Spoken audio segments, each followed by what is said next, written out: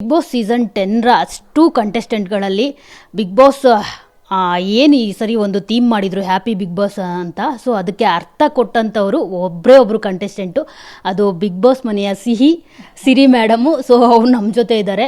Of course ಒಂದು ವಾರ ಆಯಿತು ಅವರು ಮನೆಯಿಂದ ಆಚೆ ಬಂದು, ಇವತ್ತು ಸಿಗ್ತಿದ್ದಾರೆ.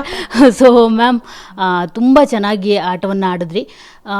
ಅಫ್ಕೋರ್ಸ್ ಬಿಗ್ ಬಾಸಲ್ಲಿ ಒಂದು ಡಿಗ್ನಿಫೈಡ್ ಆಗಿ ಯಾವುದೇ ಕಾರ್ಡ್ ಪ್ಲೇ ಮಾಡದೆ ಅವರ ವ್ಯಕ್ತಿತ್ವದಿಂದ ಇಂಡಿವಿಜುವಲ್ ಆಗಿ ಆಟ ಆಡಿದ್ದು ಅಂತ ಅಂದರೆ ಅದು ಬಿಗ್ ಬಾಸ್ ಸಿರಿ ಮಾತ್ರ. ಸೊ ಏನು ಹೇಳ್ತೀರಾ ಮ್ಯಾಮ್, ಎಷ್ಟು ಅಂದರೆ ಹೇಗಿತ್ತು ಗೇಮು, ಹೇಗನ್ನಿಸ್ತು ಮನೆ, ಬಿಗ್ ಬಾಸ್ ಮನೆ? ಮೊದಲನೇದಾಗಿ ನಿಮಗೆ ಥ್ಯಾಂಕ್ಸ್ ಹೇಳಬೇಕು ನಾನು, ಏಕೆಂದರೆ ನನಗೆ ಸಪೋರ್ಟ್ ಮಾಡಿದ್ದು, ವೋಟ್ ಮಾಡಿದ್ದು ನೀವು. ಹಾಗಾಗಿ ಮೊದಲು ನಿಮಗೆ ಥ್ಯಾಂಕ್ಸ್ ಹೇಳಬೇಕು. ಆ್ಯಂಡ್ ಭಾಳಷ್ಟು ಕಾಂಪ್ಲಿಮೆಂಟ್ಸ್ ಕೊಟ್ಟರೆ thank you so much. Big boss ಹೌದು, ನಾನು ಹೋಗುವಾಗಲೇ ಅಂದ್ಕೊಂಡಿದ್ದೆ, ಏಕೆಂದರೆ ನನ್ನ ಪ್ರಕಾರ ಬಿಗ್ ಬಾಸ್ ಇಸ್ ವ್ಯಕ್ತಿತ್ವ. ನೀವು ಹೇಗಿರ್ತೀರಾ ಅನ್ನೋದೇ ಬಹಳ ಮುಖ್ಯ ಆಗತ್ತೆ. ಅಲ್ಲಿ ಬೇರೆ ಥರದ ಕಾರ್ಡ್ ಪ್ಲೇ ಮಾಡೋದು ಅಥವಾ ಸ್ಕ್ರೀನ್ ಸ್ಪೇಸ್ನ ಆಕ್ಯುಪೈ ಮಾಡ್ಕೊಳ್ಳೋದು ಅಲ್ಲ ಅನ್ನೋದು ನನ್ನ ತಲೆಯಲ್ಲಿದ್ದಂಥ ಕಾನ್ಸೆಪ್ಟು. ಹಾಗಾಗಿ ಹೊರಗಡೆಯಿಂದನೇ ನಾನು ಆ ಥರ ಪ್ರಿಪೇರ್ ಆಗೇ ಹೋಗಿದ್ದೆ. ನಾನಾಗಿರಬೇಕು.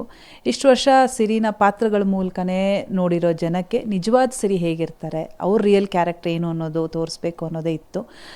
ಗೆಲ್ಲೋದು ಬಿಡೋದು ಇದಕ್ಕಿಂತ ನನಗೆ ಇದು ಬಹಳ ಇಂಪಾರ್ಟೆಂಟ್ ಆಗಿತ್ತು.